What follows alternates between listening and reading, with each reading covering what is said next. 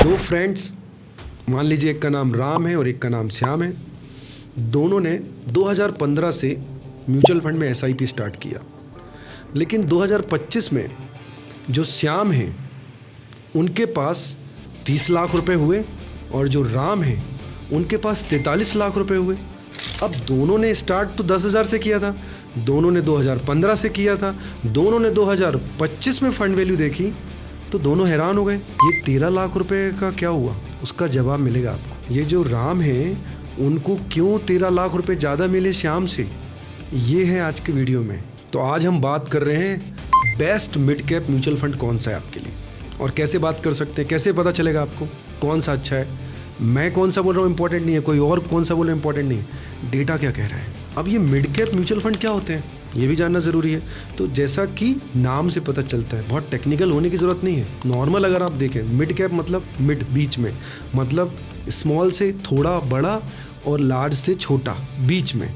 तो ये mid cap fund होते हैं जो बीच में होते हैं, ना बहुत बड़े होते हैं ना बहुत छोटे होते हैं। अब मिड कैप में किसको लगाना चाहिए? जिनका व्यू थोड़ा लॉन्ग टर्म हो और रिस्क लेने की कैपेसिटी हो, क्योंकि मिड कैप में रिटर्न भी अच्छे आते हैं और रिस्क भी होता है। लेकिन रिस्क ऐसा वाला नहीं होता कि मेरा पैसा डूब जाएगा।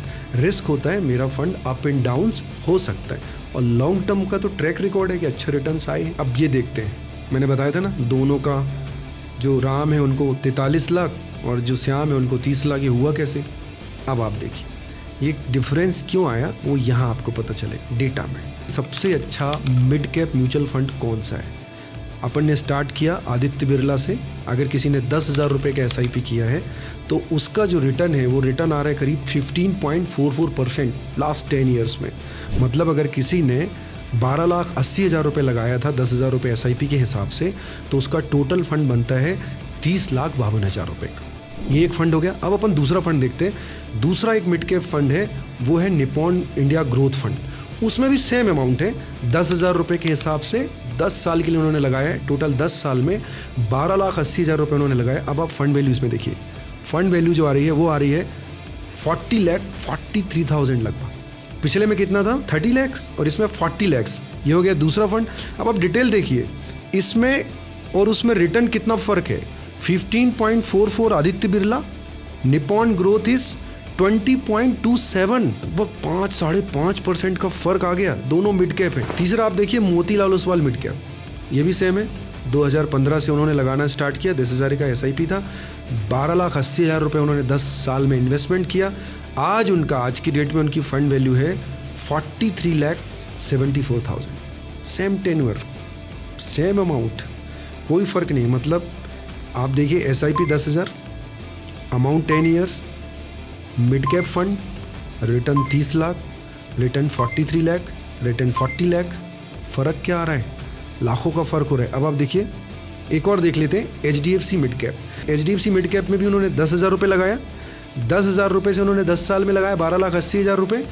आज की उनकी करंट वैल्यू है 39,37,000। 4 मिड कैप के बारे में हमने बात की, तो चारों में से एक मिड कैप ऐसा है जिसमें जो, अगर आप देखेंगे, आदित्य बिरला की फंड वैल्यू आ रही है 30,52,000, निपॉन ग्रोथ की आ रही है 40,43,000, मोतीलाल ओसवाल की आ रही है 43,74,000 एंड एचडीएफसी मिड कैप की आ रही है 39,37,000। मतलब मोटा मोटा 13-14 लाख रुपए का फ़र्क है मिड कैप में। तो अगर आप मिड कैप म्यूचुअल फंड लेना चाहते हैं तो आप इन 3 में से HDFC mid cap fund, Motilal Oswal mid cap fund, या कि फिर आप निपॉन ग्रोथ फंड में से कोई और एक ले सकते हैं। ये वीडियो कोई स्पॉन्सर वीडियो नहीं है। हज़ारों म्यूचुअल फंड हैं, उनमें से कुछ म्यूचुअल फंड के बारे में, मिड कैप कैटेगरी स्पेशली, मैंने यहाँ बताया है डेटा देख के। ज़रूरी नहीं कि आप इन्वेस्टमेंट करें तो इन्हीं में से किसी लें, और भी आप दूसरा ले सकते हैं, आपकी समझ, आपके हिसाब से, कोई उसमें बुराई नहीं। लेकिन जो भी आप म्यूचुअल फंड लेना, अच्छे से सोच समझकर रिसर्च करके लें, या किसी एक्सपर्ट की हेल्प लें। इस एसआईपी को 10,000 की जगह किसी ने 30,000 से किया होता तो फ़र्क कितना आ रहा है? 50 लाख का। मतलब अगर आपने 2015 में इन्वेस्टमेंट किया था और आपने गलत म्यूचुअल फंड टिक कर दिया था या गलत म्यूचुअल फंड ले लिया था, तो आपको 50 लाख रुपए कम रिटर्न मिलेगा। सिर्फ गलत म्यूचुअल फंड चूज़ कर लेने से। तो म्यूचुअल फंड तो सही है, लेकिन म्यूचुअल फंड में भी कौन सा सही है ये नॉलेज होना बहुत ज़रूरी है। हम तो कोई छोटी छोटी चीज़ों में भी बहुत एनालिसिस करते हैं।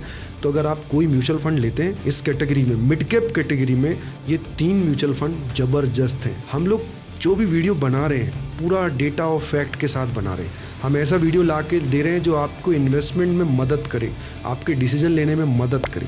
तो प्लीज़ इस चैनल को सब्सक्राइब कीजिए, जिससे इस तरह के इन्फॉर्मेटिव वीडियो आप तक आते रहेंगे और आप लोगों तक भी शेयर कीजिए।